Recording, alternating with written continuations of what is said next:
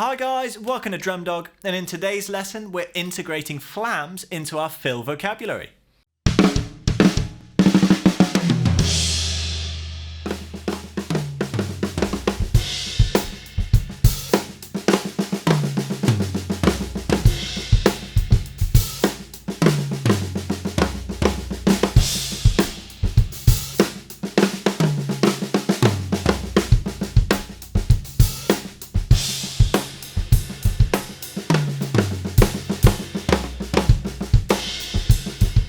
Now, for those of you who don't know, a flam is the shortest rudiment you'll ever learn. You ready? That was it. You want to see another one? Now, although it's super short, there's actually quite a lot that goes into it. It's two notes that are very close to each other, but they cannot be in unison. That's not a flam. And they can't be so far apart that you hear them as two individual notes. That's not a flam either. It has to be a blah. Not a da, not a ta-da, it's got to be a blah. If it sounds like a blah, it's a flam. Now take a second to practice this. Now a traditional flam, as you can see here in my stick height, starts with a quiet grace note and then an accent that follows it. Now you can play that with a left grace and a right accent, or with a right grace and a left accent. But it is worth mentioning that in a lot of modern applications, the grace note gets lost and we get what's called the rock flam, where they are both accents just the same distance away from each other. Now that we're happy with what a flam is, without further ado, let's jump into pattern number 1. Now for our first pattern here, we're going to be playing 16th notes with a flam on each quarter. So that's going to sound like this. 3E and a, 4E and a.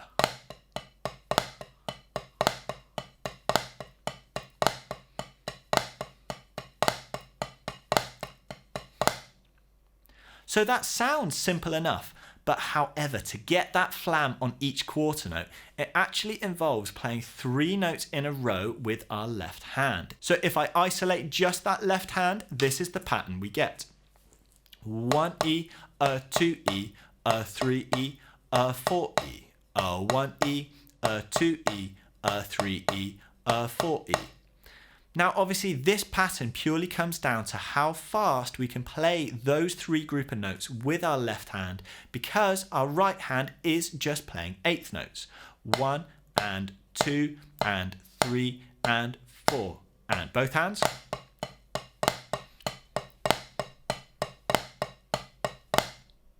So as well as that left hand having to play 3 notes in a row, we have to make sure that that middle note that lands on each quarter is making that nice flam with our right hand. So really nice and slowly, focusing on making that flam having just the right gap.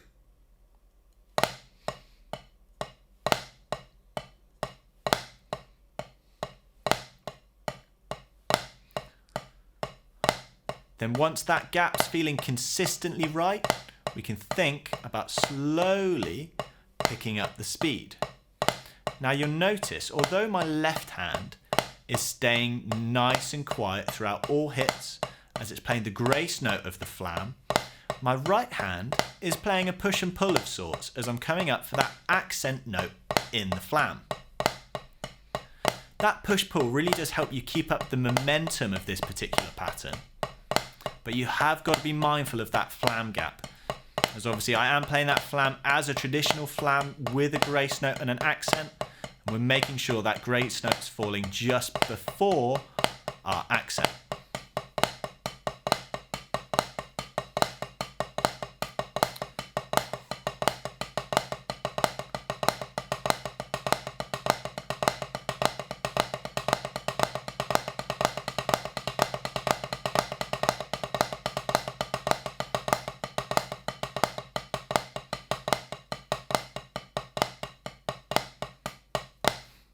Once we've got this feeling comfortable on the pad, let's take it to the kit, where we can play this as a great snare fill.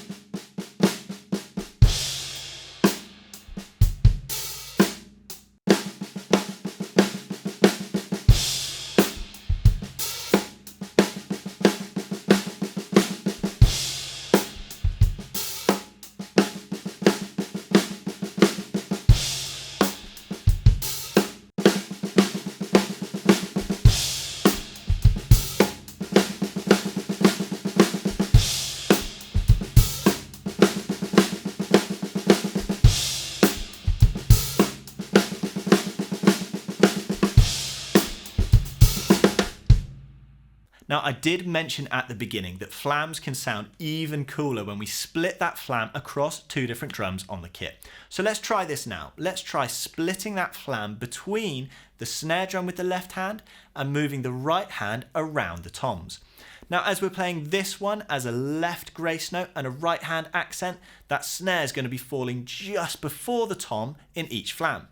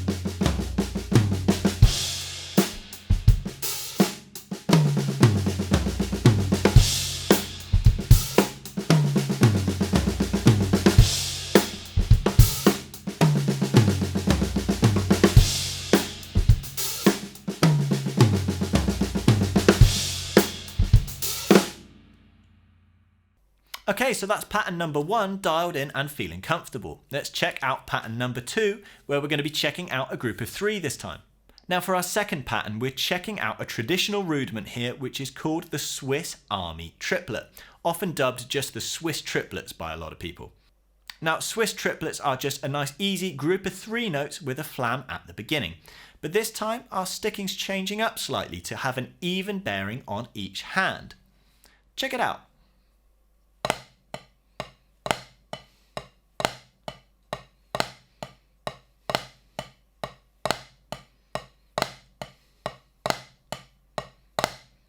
Now, the interesting thing about Swiss triplets is they're actually overlapped doubles. Now, what I mean by that is, imagine you've got a right and a left. We're taking those 2 doubles and we're just overlapping the middle note. Now, by starting on that middle note, we get our Swiss triplet. Let's listen to each sticking individually. Just the right hand, 3 triplet, 4 triplet, 1 triplet, 2 triplet, 3 triplet, 4 triplet. So that right hand's playing the first 2 portions of a triplet, while our left hand plays the first and third portion. 3 triplet, 4 triplet. 1 triplet, 2 triplet, 3 triplet, 4 triplet. And then both hands together, we get that flam on each quarter note.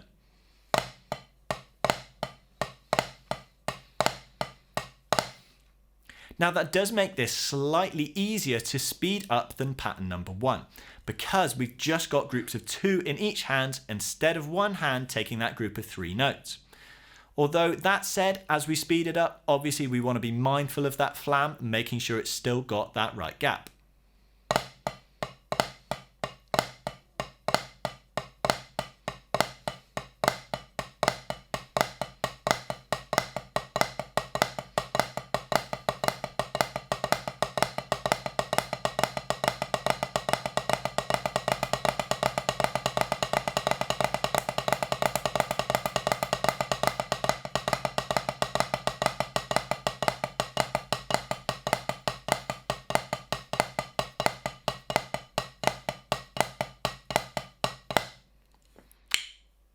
Once that's feeling comfortable, let's take it to the kit and apply it with the same orchestrations we did with pattern number 1.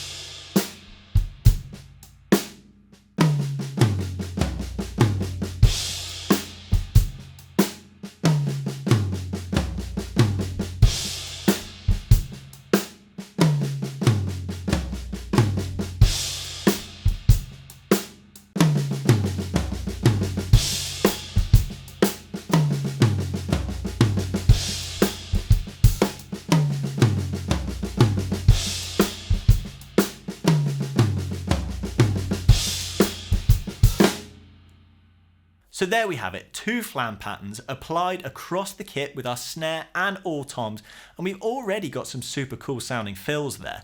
But to integrate fills into our everyday playing and be able to put them wherever we need, it's important to be able to mix and match these 2 different patterns together. So to practice this, let's first just try putting pattern number 1 and pattern number 2 together for an exercise that creates a little phrase of 7. Now this is going to be a tricky little number, but let's take it nice and slow. So we're going to have our group of 4 straight into our group of 3. 1, 2, 3, 4, 1, 2, 3, 1, 2, 3, 4, 1, 2, 3, 1, 2, 3, 4, 1, 2, 3, 1, 2, 3, 4, 1, 2, 3.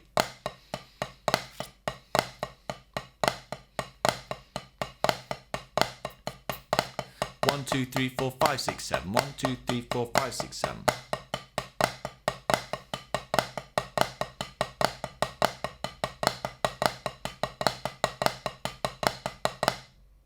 Now once we practice the ability to put those 2 patterns together, here's where the fun really starts, because now we can mix and match those 2 different patterns wherever we like to be able to move a flam pretty much onto any accent that we need to.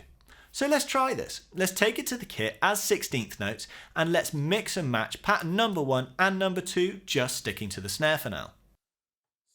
1.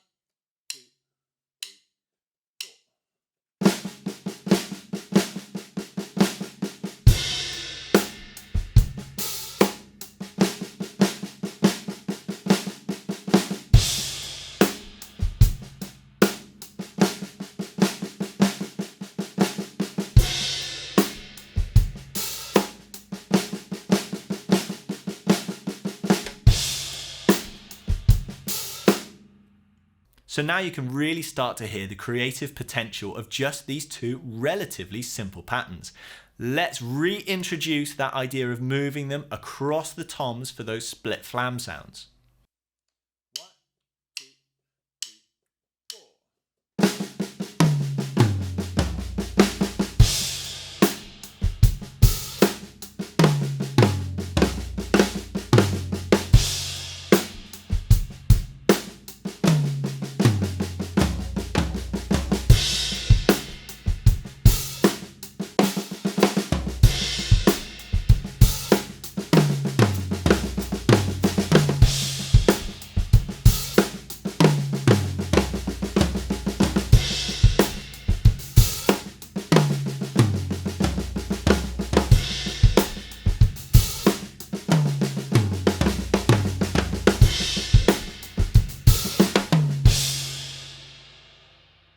Now that really does open up a whole world of possibilities there, and really does let you put a flam wherever you need it. Flams are simple yet versatile creatures that can really bring a lease of new life into your fills and make them sound that little bit more explosive, so this is definitely worth spending the time to get comfortable with. I really hope you guys enjoy those 2 patterns and they give you a little bit of inspiration to create your own fills with these concepts. If you enjoyed this lesson, don't forget to subscribe to the channel and don't forget to check out our full feature-length lesson packs over at our website drum.dog. We'll see you again soon.